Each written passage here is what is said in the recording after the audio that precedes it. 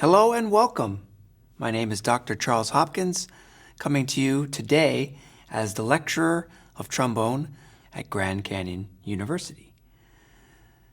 Let's talk about regional and state auditions in Arizona. The first main component that you're going to be asked to do, the first thing that the judges hear you play, are your scales.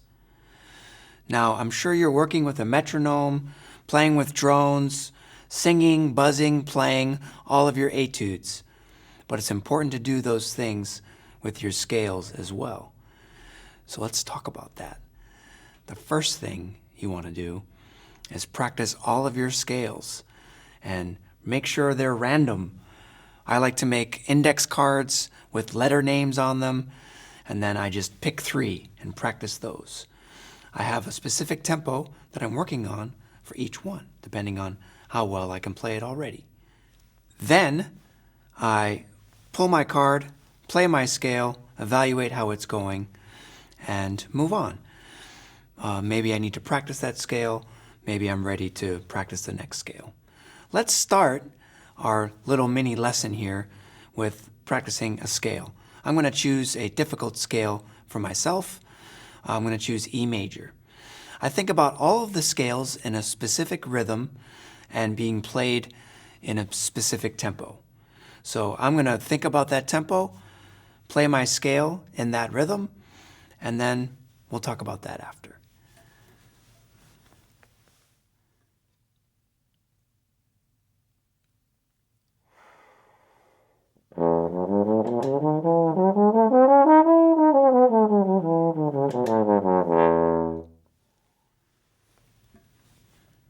So that was my E major scale, quarter note followed by eighth notes, and so on and so forth.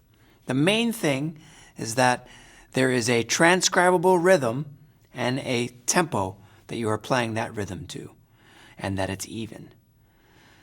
Now the same thing goes for the chromatic scales. I like to think of these like they're in 3/4 or 6/8. That helps me to have these guiding points within the scale. So, for example, my guiding points for a chromatic scale are the roots and the tritones. So let's pick E major again. So I'm going to do an E chromatic. My guide points are E and B flat, which is the tritone of E. So for every downbeat that I come to, I will be either playing an E or a B flat. See if you can follow along. Here I go.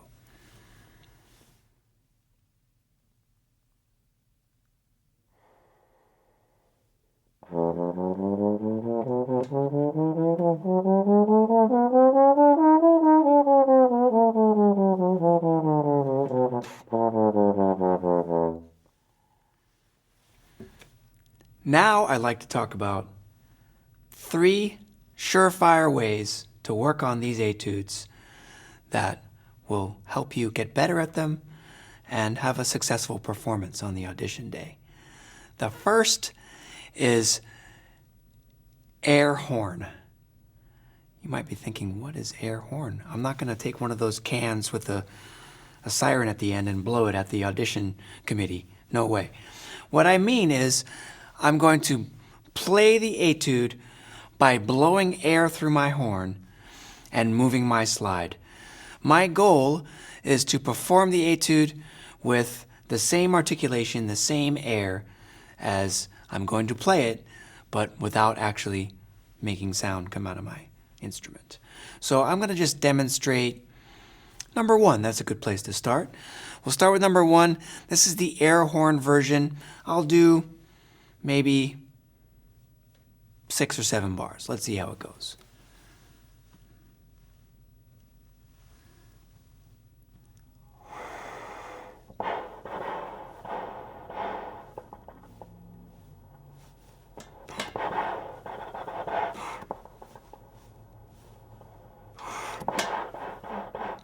And so on and so forth.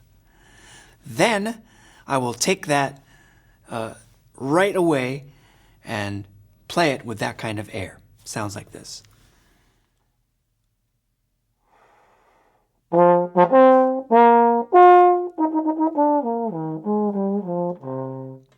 And so on and so forth. The next practice method for these etudes, and really any piece of music, is to try and play this with a one-note version. We're going to play everything on the page, but just play one note. It's really useful to pick a low note. It doesn't have to be a note even in the key signature. The main thing is that you are performing every aspect of the music, but just playing that one low note. We're going to demonstrate this with etude number 3. Let's say A flat, a low A flat. So here's the first few bars of etude number 3 on one note.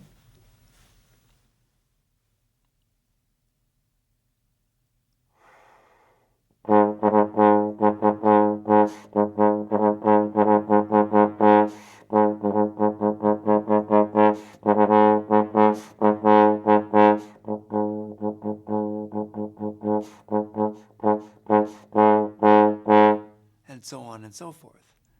Now, I'm going to take my approach to cloned articulation, to musicality, to dynamics, to articulation that I just demonstrated on that one note and transfer it to the actual notes that are written Here I go.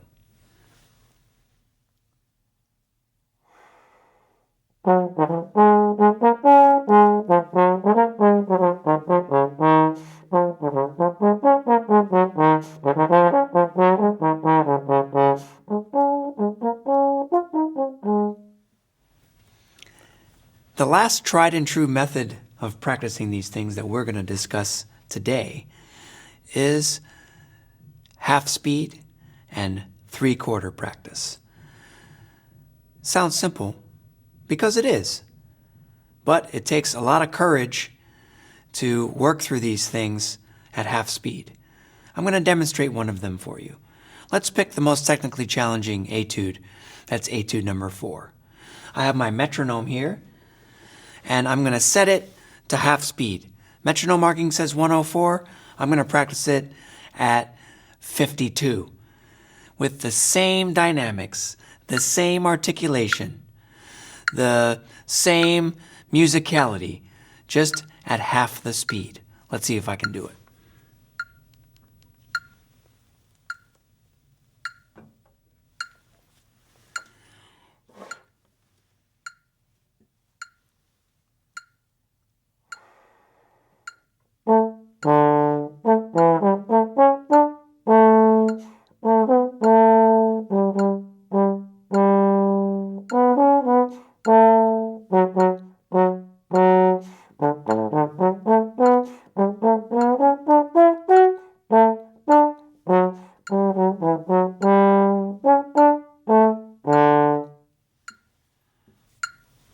Great, so once I have that pretty much under control in half the speed, maybe I need to go less than half the speed, that's okay. But half speed's a good number to try to play it accurately and in tune. We can then move to 3/4 speed. Let's demonstrate that. Quickly do the math. 3/4 of 104. Checking my cheat sheet, I think it's around 84. Let's try it. Set my metronome to 84. Here we go, same chunk.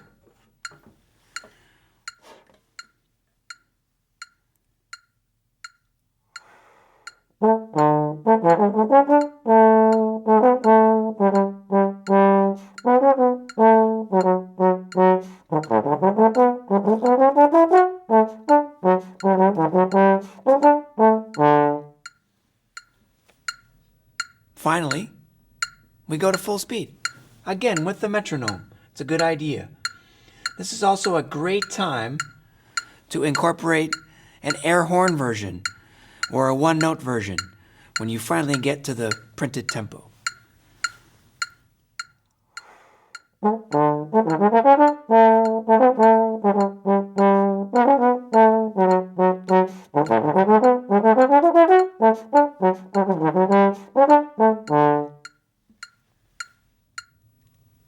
So we've discussed 3 tried and true methods to work on these etudes, your scales, and any other music that you happen to be working on.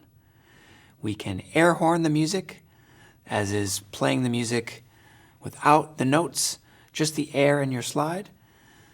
We can do the one-note version of the music, just play everything as printed on one note. And possibly the most important one we saved for last, and that is to perform these etudes at half speed and at 3/4 speed.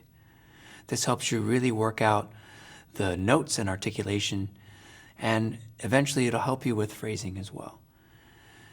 These aren't the only ways to practice. I mentioned earlier in the video, sing, buzz, play. This is where we sing the etude or a few bars of the etude, buzz the same thing that you sing, and then play it. This helps you get your technique really down. Other ways, you can do a wind pattern. So instead of doing air horn, you can blow the air on your hand, and that helps you really feel where the articulation and air is flowing. What else? The most important thing, record yourself. You must know what you sound like to someone else. The only real way for you to check that out is to put a recording device on and play for yourself and listen back. Don't be critical. It's part of the process, but you do need to listen to what you sound like. The last component is to play for other people. So invite friends, family, band directors, students at your school to listen to you play some of these etudes and also to play a mock audition for them. Really, really beneficial. If you have any questions, you can email me. Again, I'm Dr. Charles Hopkins. Thank you so much for listening to me teach and play, and I wish you all the best on your audition.